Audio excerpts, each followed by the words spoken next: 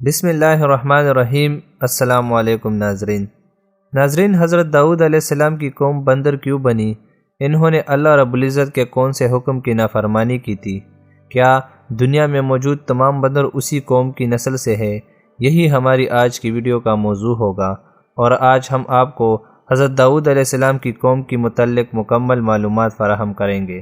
مگر ویڈیو میں آگے بڑھنے سے پہلے اگر آپ لوگ ہمارے چینل پر نئے ہیں تو برائے مہربانی ہمارے چینل کو سبسکرائب کریں اور بیل کے آئیکن کو لازم دبائیں تاکہ ہماری ہر ایک نئی آنے والی ویڈیو کا اپڈیٹ آپ لوگوں کو سب سے پہلے مل سکے۔ ناظرین، حضرت داؤد علیہ السلام اللہ کے نبی اور رسول تھے، اور اللہ رب العزت نے آپ کو بادشاہت بھی عطا کی تھی۔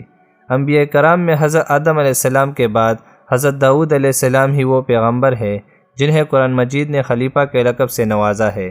قرآن کریم کی سورہ بنی اسرائیل میں ارشاد ہے، اور ہم نے بعض پیغمبروں کو بعض پر فضیلت بخشی اور داؤد کو زبور عنایت کی۔ ناظرین، حضرت داؤد علیہ السلام کی قوم کے 70,000 آدمی عقبت کے پاس سمندر کے کنارے ایلا نامی گاؤں میں رہتے تھے، اور یہ لوگ بڑی فراخی اور خوشحالی کی زندگی بسر کرتے تھے۔ اللہ رب العزت نے انہیں بے شمار نعمتوں سے نوازا تھا، اور یہ لوگ خدا کی عبادت سے غافل ہو گئے۔ ناظرین، اللہ رب العزت نے ان لوگوں کا اس طرح امتحان لیا، ہفتہ کے دن کا ادب ان پر لازم قرار دیا، اور اس دن مچھلی کا شکار ان لوگوں پر حرام قرار دیا، اور ہفتے کے باقی دنوں میں شکار حلال تھا۔ مگر اس طرح ان لوگوں کو آزمائش میں مبتلا فرما دیا کہ ہفتے کے دن بے شمار مچھلیاں آتی تھی اور دوسرے دنوں میں کم آتی تھی، تو شیطان نے ان لوگوں کو حیلہ بتا دیا کہ سمندر سے کچھ نالیاں نکال کر خشکی میں چند حوض بنا دو۔ جب ہفتے کے دن ان نالیوں کے ذریعے مچھلیاں حوض میں آ جائے تو ان نالیوں کا منہ بند کر دو، اور اس دن شکار نہ کرو بلکہ دوسرے دن آسانی کے ساتھ ان مچھلیوں کو پکڑ لو۔ ناظرین، ان لوگوں کو یہ شیطانی ہیلہ بازی پسند آ گئی۔ ان لوگوں نے یہ نہیں سوچا کہ جب مچھلیاں نالیوں اور حوضوں میں قید ہو گئی تو یہی ان کا شکار ہو گیا، تو ہفتے ہی کے دن شکار کرنا پایا گیا جو ان لوگوں کے لیے حرام تھا۔ اس موقع پر ان یہودیوں کے 3 گروہ ہو گئے۔ ناظرین، کچھ لوگ ایسے تھے جو شکار کے اس شیطانی ہیلہ سے منع کرتے تھے اور ناراض و بیزار ہو کر شکار سے دور رہے، جبکہ دوسرے گروہ کے لوگ اس کام کو دل میں برا مان کر خاموش تھے، مگر دوسروں کو منع نہیں کرتے تھے، بلکہ منع کرنے والوں سے یہ کہتے تھے کہ تم کیوں ایسے قوم کو نصیحت کرتے ہو جنہیں اللہ رب العزت ہلاک کرنے والا ہے یا سخت عذاب دینے والا ہے۔ جبکہ تیسرا گروہ وہ سرکش اور نافرمان لوگ تھے جنہوں نے حکم خداوندی کی اعلانیہ مخالفت کی اور شیطان کی ہیلہ بازی کو مان کر ہفتے کے دن شکار کر لیا اور ان مچھلیوں کو کھایا اور بیچا بھی۔ ناظرین، جب نافرمانوں نے منع کرنے کے باوجود شکار کر لیا تو منع کرنے والی جماعت نے کہا کہ اب ہم ان گناہگاروں سے کوئی میل ملاپ نہ رکھیں گے۔ چنانچہ ان لوگوں نے گاؤں کو تقسیم کر کے درمیان میں ایک دیوار بنا لی اور آنے جانے کا ایک الگ دروازہ بھی بنا لیا۔ حضرت داؤد علیہ السلام نے غضبناک ہو کر شکار کرنے والوں پر لعنت فرما دی۔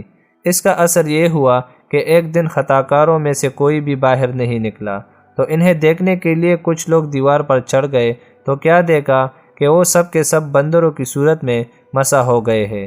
اب لوگ ان مجرموں کا دروازہ کھول کر اندر داخل ہوئے تو وہ بندر اپنے رشتہ داروں کو پہچانتے تھے اور ان کے پاس آ کر ان کے کپڑے سونگھتے تھے اور زار و قطار روتے تھے، مگر لوگ ان بندر بن جانے والوں کو نہیں پہچانتے تھے۔